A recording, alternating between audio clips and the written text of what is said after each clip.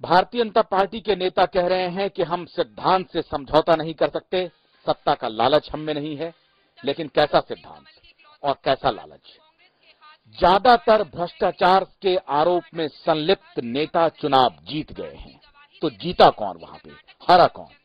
मुझे लगता है कि एक सवाल यह भी होना चाहिए आज के कर्नाटक चुनाव के बाद कि भारतीय जनतंत्र आहिस्ता आहिस्ता हार रहा है। जनता जिसे चुन रही है, जिनमें विश्वास जता रही है, क्या वो विश्वास करने के लायक भी है?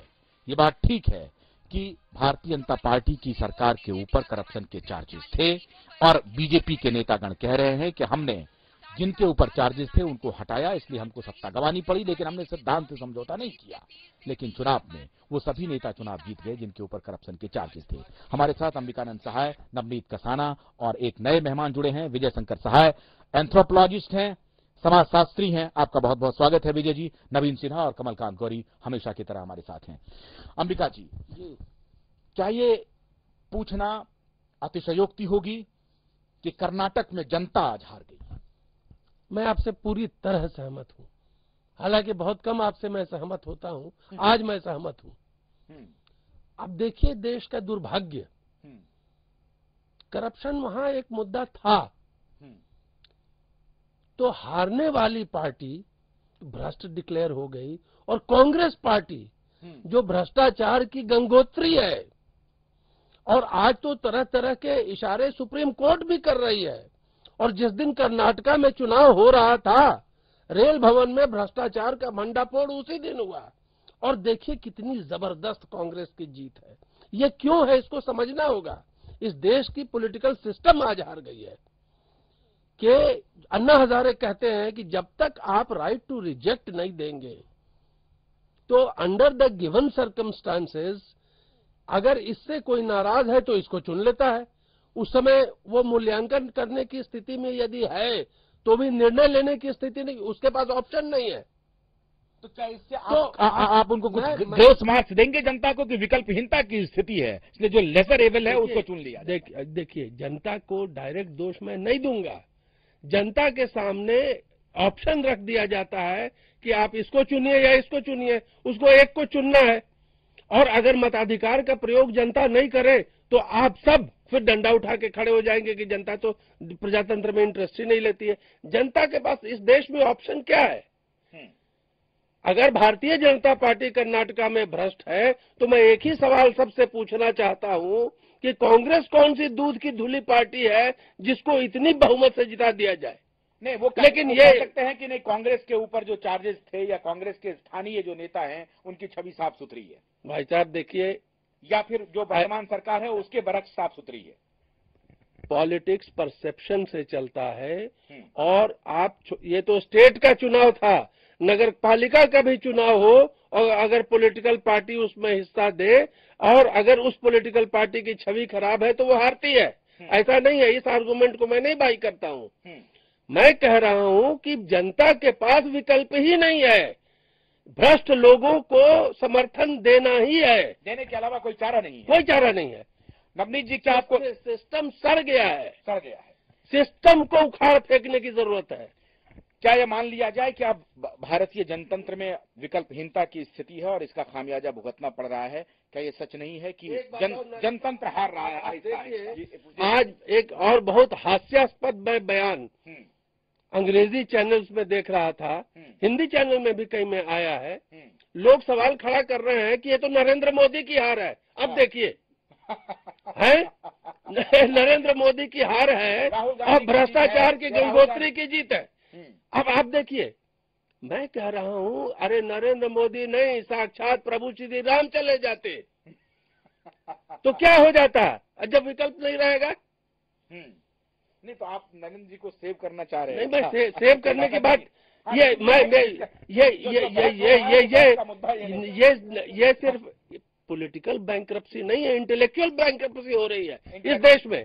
अरे नरेंद्र मोदी कहां से जिम्मेदार हो गया इस हाल का? पार्टी बन गए हैं ना, कहीं ऐसा तो नहीं? तो दुर्भाग्य है, इस देश का दुर्भाग्य है। नवनीत जी, क्या भारतीय जनतंत्र अब हार रहा है? देखिए, मैं पहले भी कह रहा था, जनता के पास विकल्प यही है, तो choose best out of the worst. जब तक राइट टू रिजेक्ट का ऑप्शन विकल्प नहीं होगा तो इस तरह की घटनाएं होंगी। नहीं, इसी व्यवस्था में जनता दबाव तो बना सकती थी ना। जो करप्ट उम्मीदवार उनके सामने हैं, उसको कह दीजिए कि विकल्पहीनता है, आप नहीं देते वोट, आप ये कहते कि हम वोट नहीं आ रहे हैं, कोई तो मैकेनिज्म हो सकता था। उसको कौन लीड? जनता अपने मताधिकार का प्रयोग करती है। 5 साल में एक बार मौका मिलता है, लोग वोट देने जाते हैं, लेकिन वहाँ विकल्प भी लिमिटेड होते हैं। अब देख लेते हैं कि कौन ज्यादा करप्ट है उसको छोड़ देते हैं, कम करप्ट है उसको अपना लेते हैं। लेकिन आज कांग्रेस जो कर्नाटक में जीती है, कांग्रेस का केंद्रीय नेतृत्व है वो अपने क्षेत्रीय नेताओं को मजबूत करता है। उसके विपरीत भाजपा का जो केंद्रीय नेतृत्व है अपने क्षेत्रीय नेताओं को कमजोर करता है। इसके कारण से कर्नाटक में बीजेपी की भारी हार हुई है। चलिए, मैं आप दर्शकों को बताना चाहूंगा कि हमने ये सवाल क्यों खड़ा किया, क्योंकि विजय जी हमारे साथ हैं जो मानव शास्त्री हैं और बड़ी बारीकी से ह्यूमन इवोल्यूशन को पढ़े हैं, समझे हैं, उनके गुणों को, उनके दुर्गुणों को समझने की उन्होंने पूरी जिंदगी कोशिश की है। इसलिए महत्वपूर्ण सवाल विजय जी आपसे है कि भारतीय समाज या भारतीय जनमानस जैसे जैसे इवॉल्व कर रहा है, हम दुनिया की बात नहीं कर रहे हैं, मानव सभ्यता खाली भारत के संदर्भ में कर रहे हैं, क्या आपको लगता है कि भारतीय जो पॉलिटी है वो अभी अपरिपक्व है या परिपक्व तो है, लेकिन उनके सामने व्यवस्था ऐसी है, आप जैसे चुनाव मतदान की स्थिति हुई तो उसमें विकल्पहीनता है, व्यवस्था ऐसी है कि उसके सामने वो पंगु बना हुआ है। आप बिल्कुल सही कह रहे हैं। देखिए, हमारे यहाँ डेमोक्रेसी है, आप डेमोक्रेसी की हिस्ट्री को पढ़िए कि ग्रीस में कैसे स्टार्ट हुआ था, वो कौन लोग सिटीजन्स होते थे और सिटीजन्स होने के लिए कितने क्वालिफिकेशन की आवश्यकता होती थी। हमारे यहाँ कोई क्वालिफिकेशन नहीं है सिटीजन होने के लिए। हर जो भी आदमी 18 साल का हो गया वो सिटीजन हो गया। और कोई भी हमारे पास दूसरा, भ्रष्टाचार की बात आज सभी जगह चल रही है। हम एक छोटा सा शेर जरूर कहना चाहेंगे, वो ये है कि बदनाम चमन को करने को बस एक ही उल्लू काफी है। हर शाख पे उल्लू, पंचायत से पार्लियामेंट तक। तो अंजाम हिंदुस्तान का क्या होगा? इस मामले में हम अंबिका जी से बहुत सहमत हमको है कि देश की बहुत ही हालत खराब है। भ्रष्टाचार हमारी एक संस्कृति होगी कि वो पॉलिटिकल संस्कृति नहीं होगी। सिटीजनशिप पर आप सवाल उठा, और मैं आपको बता रहा हूँ, मैंने एक बार साउथ में भी रिसर्च किया है। मैंने देखा वो जितना अधिक जो भ्रष्टाचार के द्वारा जितना अधिक धनवान होता है, जितने पैसे बनाता है, उसकी पूजा होने लगती है। तो ये हमारी संस्कृति में बहुत बड़ा बदलाव आ रहा है कि भ्रष्टाचार के द्वारा हम अपने को स्थापित करते हैं समाज में और हमारे समाज में बहुत महत्व बढ़ जाती है। तो ये तो एक छोटा मोटा बीजेपी और कांग्रेस, इसके सभी की हालत खराब है और सभी में भ्रष्टाचार है। इससे कोई भ्रष्टाचार ही कारण रहा हो कर्नाटका में, ये मैं नहीं समझता हूँ। दूसरी बात, एक और बात मैं कहना चाहूँ, पॉलिटिकल पार्टिसिपेशन और पॉलिटिकल अवेयरनेस में भी हमको देखना पड़ेगा। ये शोध का विषय है। ये सारी चीजें, जैसे एक घटना जो आज हुई है कर्नाटका में, इसको हम शोध करें तो हिंदुस्तान की जो पॉलिटिकल स्थिति है उसको हमको बहुत समझने में मदद भी मिल सकती है कि कौन वोट देने जा रहे हैं। हम अवेयर हैं, जाते नहीं हैं, और हम अवेयर नहीं है वो ज्यादा जा रहे हैं वोट देने के लिए। तो ये पॉलिटिकल अवेयरनेस और पॉलिटिकल पार्टिसिपेशन, इन सब चीजों को भी हमको एक शोध का विषय है, भी होनी चाहिए इस मामले में कि आखिर भारतीय राजनीति का हश्र आने वाले समय में क्या होगा, कौन सा दिशा पकड़ेगा।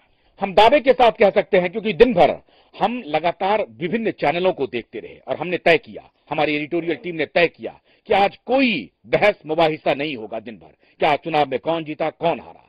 आज ये होगा रात के 8 बजे कि बौद्धिक रूप से क्या हम बैंकरप्ट होते जा रहे हैं। जिस तरह विजय साहे ने इशारा किया कि सिटीजनशिप हमारे यहां मुद्दा नहीं है, सिटीजन कौन होगा, इसको लेकर के आज हमने तय किया था कि आज भारतीय जनतांत्रिक पद्धति पर गंभीर चर्चा होगी।